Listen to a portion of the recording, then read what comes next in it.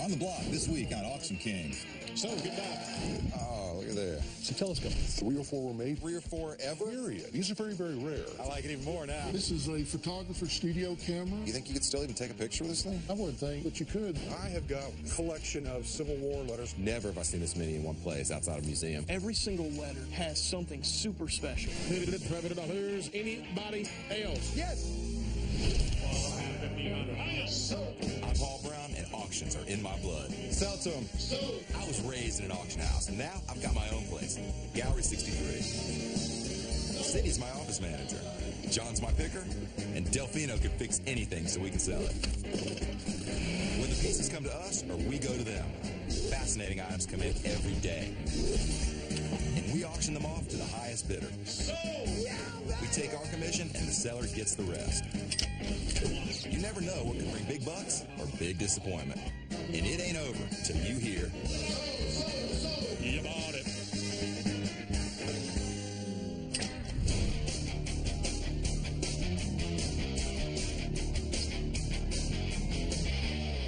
Hi, I'm Scott Nielsen. Hey, Scott. Hi, My Cheryl cousin Cheryl McEwen. McEwen. Nice to meet you. Come on in. What you got in that box? I have got what I think is a pretty extensive collection of Civil War letters and correspondence. Today, Scott and his cousin Cheryl came in with a box full of papers from the Civil War. I've gotten letters in from the war before, and it looks like they have quite a few, so this should be interesting. So how do you come to have all this stuff? What's the story here? Our great-great-grandfather was a captain, Union Army, 13th Indiana Volunteers. Really? He survived the war. His youngest child saved all this stuff. Our grandparents ended up with it. When the last grandparent died, my parents and her parents, we all went in and split everything up. And so I get individual Civil War date letters all the time. One here, 2 there. Never have I seen this many in one place outside of a museum or a library. Diary of the Rebellion. This is his narrative of the Civil War. 1861 and 1862 complete every trial and travail they went through. It'll always be remembered what a thrill of indignation swept across the country when it was known that the rebels collected at Charleston, South Carolina, regardless of law. I mean, so he was clearly a Union man, wasn't he? He sure was. One Springfield rifle musket complete. Intake and outtake one of NCO weapons. officer's sword. Wow, this is great. I've never seen anything like this before. Captain Trueblood's collection is beyond amazing. There's letters, journals, Confederate money, and they just kept pulling stuff out. Here is an original enlistment form that you would fill out. Oh, my God. This is in wonderful shape, too. This one document right here. Yeah. The conditions on some of them is fantastic. I can't believe this is 150 years old. Why are you selling all this stuff? This stuff has value, and I'd like to start a small little restaurant, perhaps. What do you like to cook? Soup and chili, bro. With the money I get, I'm going to put it towards a small little soup and chili takeout joint. And the cousins are all about that. Right, because they like to eat. Absolutely. Where are you thinking about in terms of value for the whole aggregate of it all? You know, if it brought in $5,000, I suppose I'd do the happy dance for it. I'd venture to say that any one of these Civil War documents is valuable on its own. But I'm going to call a Civil War memorabilia expert in and tell me if the collection is worth as much as the seller's asking. Thank y'all so much. Betcha. It's been a All right. pleasure.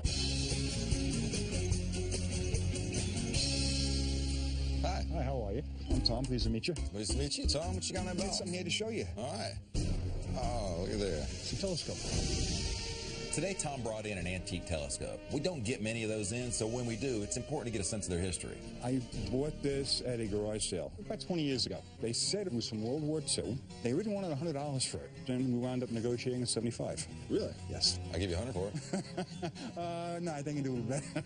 I don't know much about telescopes, but this one does appear to be in great shape. And for a yard sale find, Tom may have hit the jackpot. We put it away. We forgot about it. 2 years ago, we were redoing the basement, and we had an old Army trunk with a telescope. My wife was going to throw it out. Really? Yeah, she just thought it was junk, and I went researching, and I saw a picture of a Army gentleman from the Civil War with this exact telescope. Civil War? If the seller's right, that would make this telescope a lot more rare and a lot more valuable. By World War II, telescopes were everywhere. In the mid-19th century, telescopes were not everywhere. Oh, look, it's inscribed a little bit down here. U.S. Army Signal Telescope. Does it work? Sure. Oh, yeah. Wow, it's remarkably clear, isn't it? So I know we've got an old telescope, and I know it was used by a U.S. soldier. So now all we have to do is verify when it was actually used. What do you want to get for it? I would really be thrilled with $1,000. So you paid $75. That's pretty good interest. I wish I could get that kind of return on everything. My son's buying a house right now, and I figure any money I get for the telescope I was going to give to him to put towards the house. Let me call an expert in. Probably be able to determine exactly what it is, where it was from, how rare it is, and what we can hope to get out of it. I'm really excited about this telescope. If I can verify it's actually from the Civil War, we're going to have a whole lot of interest come auction day. We'll get it sold, get paid, get you paid. Everybody wins, right? Hi, I'm Steve Allen. How you doing today? Good. Paul, Good to nice see to you, meet Paul. you. This is my wife, Wanda. Hey, Wanda, nice to meet you. This is a photographer's studio camera, an 8x10 glass camera. Probably about 1880s from a photographer's studio in Nashville. This is a photographer's studio camera. People would have gone to the studio to have their portraits taken. It's very nice wood. It is. It's a great And the bellows is in object. great shape. I'm downsizing my collection because I've been a pack rat for a very, very long time. When I met him 5 years ago, he had to buy a house to house all of his possessions. You mean his stuff has a separate Yes, house? yes, a whole house plus other storage areas. We need to get rid of some of these things because he's been hoarding them for many, many years.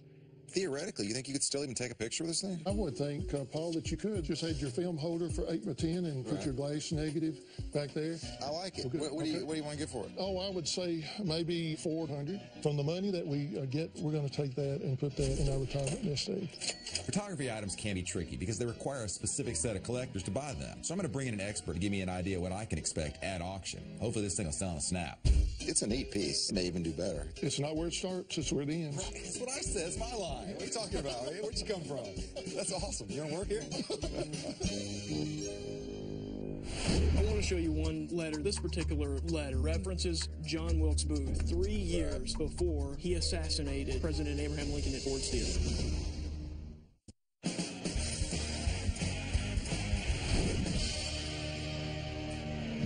Hey, Mike, what's up? How are you, man? Excellent. Thanks for coming back. Today, I brought my buddy Mike Cotter in. He knows an awful lot about rare books, rare documents, and that sort of thing. Mike has been coming in for several days now to help me assess Captain Trueblood's letters. I think this thing is pretty astounding. It's voluminous, isn't it? I mean, look at It it is. all. It's a ton of stuff. Give me some of your highlights. What have you found? The two diaries in particular, they kind of speak for themselves. They corroborate all this other stuff that we have. We're going to take just a quick look at the 1864 diary from Captain Trueblood. This was in his pocket. This was carried around. Each day had its own little spot. So having an account every day or so, that's a pretty big deal. Let's move on to the letters. Every single letter has something super special in it. I want to show you one letter that is my favorite of all the letters. This particular letter references John Wilkes Booth in his role as an actor in 1862, 3 years before he assassinated President Abraham Lincoln at Ford's Theater. That's strong. When Mike showed me that John Wilkes Booth was mentioned in one of the actual letters of Captain Trueblood, I mean, I was astounded. We're talking about the assassin of President Lincoln some 3 years in the future. I had no idea really that Booth was that well known as an actor. Evidently he was. Every single letter he was writing with a purpose. In my opinion, he wanted to write a book about his travels, his experiences. The closest we have is the narrative that he started to write. One man's thoughts, reactions, feelings of the Civil War. The Trueblood collection is important and unique because it's all in the same hand. It's all from his perspective. There's no doubt in your mind that this is what it appears to be, correct? Yeah, I mean, this is just the real deal. We're looking for ink used at the period. We look for things like postmarks and dates. We're looking for so many things, and this has it all and is ready for display in a museum. You know, just as a whole, throw me out a number as a total collection. Roughly 10 grand. Well, all right then. You're looking at a tremendous first-hand account from Trueblood. I think it's a fair price. God, I hope I can get it. Scott and Cheryl are only hoping for $5,000, so if we can get even close to Mike's estimate of $10,000, we'd all be thrilled. I want Scott to open his restaurant. Maybe he'd even name a dish after me. Paul? Mike Reynolds, how you doing? Oh, hey, Mike, welcome. Today I called him Mike, who's a local astronomer, and he knows a ton about telescopes. I'm hoping he can take a look at this one and tell me if it's really from the Civil War. When I look at the telescope, I look at the quality of the brass. I look at the quality of the leather. And people sometimes think, oh, I'll shine up the brass and I'll be better. Don't ever do that. It may look nice and shiny, but it takes away from the historical value. Original lens is intact. Original eyepiece is intact. The leather itself looks like it's in very good shape. Notice the quality of the scribing on here. U.S. Army Signal Corps. It basically talks about the fact that this instrument was part of the Union Army and used for the Civil War. Man, that's good news. This telescope just got a whole lot cooler and a whole lot more valuable. This telescope would have been used to look at communications coming in from the battlefield. You'd have men who were in battle who would wave flags different ways and then communicate what was going on back to headquarters. It's about 30 power. With a 30 power, how far can one see on a clear day? About 15 miles. So the fact that you would have this on your team would be a distinct advantage over your opposition. Huge advantage. Only a handful of these were actually distributed. It turns out that probably 3 or 4 were made. 3 or 4 ever? Period. period. These are very, very rare. I like it even more now. I am stoked. Getting an item in this rare is, well, rare. And in my business, rarity means money. It's a good one. It's a good one. It's a rare one. It really is It's rare. in pretty good shape. It's in very good shape. What's it worth? It's an auction. Probably starts at around $3,000. The seller's hoping for $1,000. But the rarity of the telescope and its connection to the Civil War means we may be able to get him 3 times as much at auction. Thank you so much. You're welcome, It's been an Paul. It's been education. great. It's been a pleasure. Take care. Take care. Thanks. Hey, Delfino. Yes, sir. I found this clock on the floor. Can you make it work? Yeah, what's wrong with it? Nice one. It doesn't work. Oh, by the way, about that True Blood collection. The Civil War letters? Yeah, how are we going to lot those? When a big collection comes in, there's always a dilemma. Do we split things up or sell them together? There really is no right answer. It just depends on the item, and it's always a gamble. As much as I'd like to keep it together for history and posterity, we're working for the sellers. Scott and Cheryl want to get the most money they can. Yeah. But I will keep the letters together. The letters will be all one lot. Okay, good. The narrative will be one lot. The journals will be one lot. And the ephemera, all the miscellaneous paper goods, will be one lot. So we got 4 lots out of it. This time, I'm going to roll the dice and split up the items. I think in this case, it's the best way to get the most money for the seller. And ultimately, that's my #1 responsibility. We got a lot of good 19th century stuff, don't we? Yeah, What do we we have? I got the telescope, we got the old camera. And the True Blood letters. Why don't we try and display that all together? Try to keep it all together like a little themed area. All right. I like a theme. Having several 19th century items should help us on auction day. Cindy can reach out to our Civil War and history buffs, and hopefully they can battle out for these great items. So lot those True Blood letters that way, Okay. and you work on laying it out properly in the gallery. All right. No All right, thanks, y'all.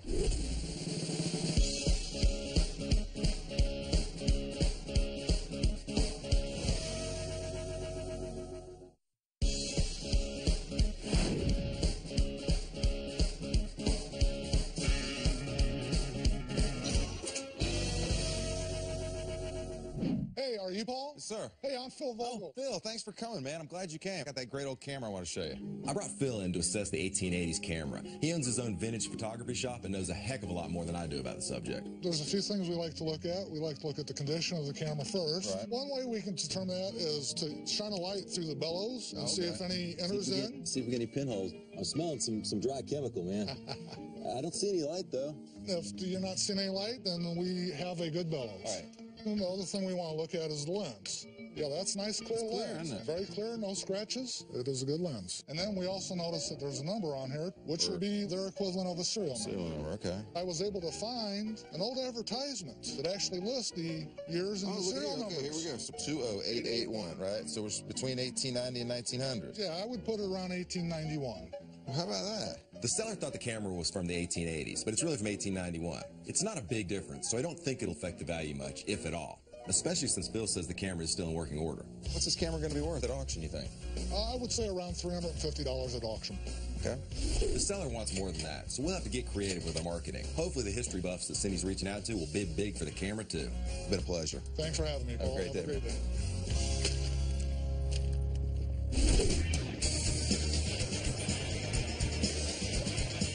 I can't wait to get this thing started. Auction day is finally here. This will be like a big old wedding reception, only with better souvenirs. I love the Civil War letters. It was pretty cool to see those up close. I'd rather go to an auction than eat, if that says anything. What's up, Atlanta, Georgia? I'm glad to see you, Gallery 63 today. 10, 3, 15, 16, 17, 400, and that quarter. So, $425. We've got some awesome 19th century items to sell. Cindy reached out to bring in some history buffs for the largest collection of Civil War papers we've ever had. They're from one captain's viewpoint, which makes them historic and rare. The money that Scott gets for this is going to help him open up a restaurant. That's his dream. Speaking of rare, we've also got a Civil War telescope. The seller bought it at a garage sale for $75. What a deal. I'm hoping to get as much money as I possibly can because my son's buying a house right now and I'm going to give it to him. First, we're going to bring out the 1891 box camera. This thing is really cool, and the seller hopes to get $400 for it. So we'll have to see what develops at auction. All the original parts, guys. A great piece of American history. Who get 100? 100. Yes or no? 100. I know a picture says 1,000 words, but I really only need one to describe the beginning of the camera auction. Dead. I couldn't believe it. This thing was sweet. 100, 200,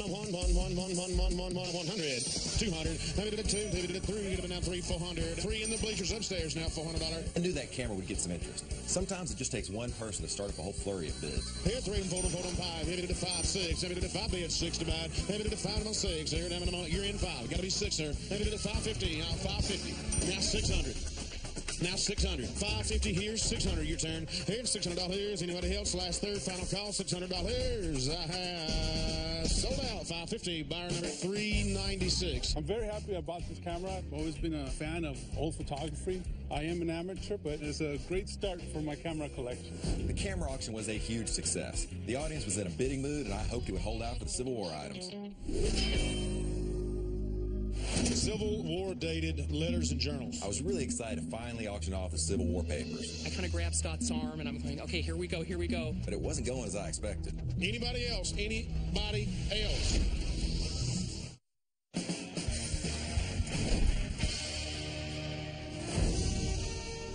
Next up, that Civil War telescope. What a great piece of history. Paul told me how rare that telescope is, and it should bring at least $3,000. So I'm hopeful. This was used during the Civil War to detect and intercept enemy signals and messages. A rare find. This is one of only 3 or 4 known to exist. 75. How much you able to be able to? How much? 500. I'll take $600. 600 and now 7.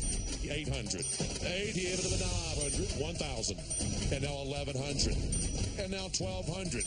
Bidding picked up, the momentum started kicking in. Anticipation, your heart starts beating a little faster. It's nerve-wracking. 1,500. Here, 1,500. 1,500. 1,750. 1,750. The bidding raced right past the $1,000 that the seller wanted, so I focused on the $3,000 that the expert said it was worth. Here, the last, y'all have a 2,000. Right over this guy waving his car. 2,000. Thank you. 2,500. Here, 2,000. How about 2250? 2,022.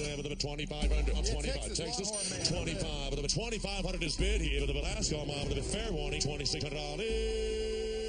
Goodbye. Sell to the Longhorn. Sold 2,500. Paddle number 434. You bought it. I thought it'd be interesting to look through it and imagine what they were looking through at the time that they were using that telescope. In my mind, I can enjoy that. The hammer fell on the telescope at $2,500, and Tom's got to be happy about that. I mean, he got it at a garage sale. I think we did good. Kind of a windfall from $75. I'm happy. Last up were the Civil War papers. They are the most extensive set of historical documents we've ever had at the gallery, and I felt like they had success written all over them. We are hoping to get at least $5,000 out of this collection. Hopefully I can open a small little restaurant back home. Civil War dated letters and journals. The seller's great-great-great-grandfather was Captain Alva Trueblood. He wrote all these letters. I decided to split the papers up into 4 separate lots. I expected a fair amount of interest, so I hoped this strategy would bring in more money for the seller. The expert said they're worth $10,000, so we were aiming high. First up, the manuscript by Captain Trueblood himself. The first one's the manuscript. Time it out here, but maybe 500, 750, 900. And when they started the bidding process, I kind of grabbed Scott's arm and I'm going, okay, here we go, here we go. Now 1,000. Who pay 11? Want to take 11? And then there was a telephone bid. It was great. Yes. 11. Now 12. Anybody else here? It's $500. Last chance. Sold 1,100. Bid number 438. When it finally sold at 1,100, it was like, woohoo! We're off the ground. Yes, we've started.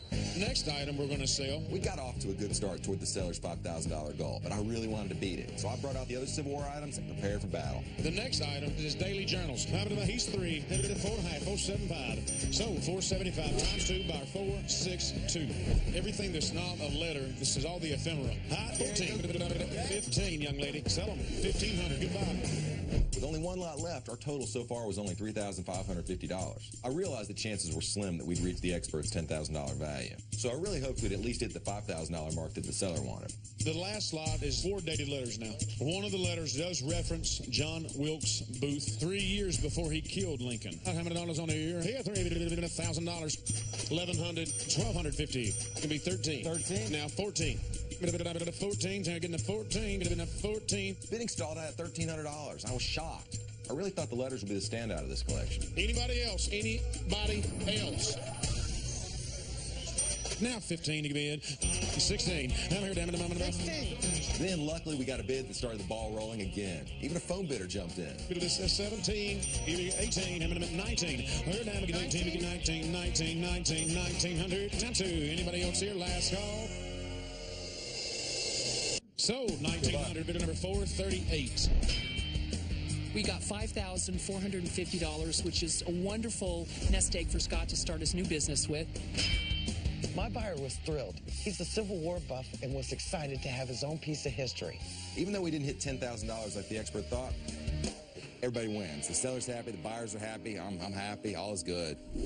Good night, goodbye. Have a safe drive home. Cindy did a great job reaching out to our Civil War buffs, and it looks like Gallery 63 won this battle. Victory is sweet. We bought a 1955 International pickup truck for $7,500. Why we bought the truck, we don't know. We've always wanted one. Me and my dad came here pretty much planning on buying a guitar today. Led Zeppelin's on this guitar, and I'm a huge fan of it. We're going to probably have a debate about this mirror when we get home about where it's going. Hey, Paul, Scott wants us to sample a new soup he's made for his restaurant. Gallery 63 gumbo? I like the sound of that.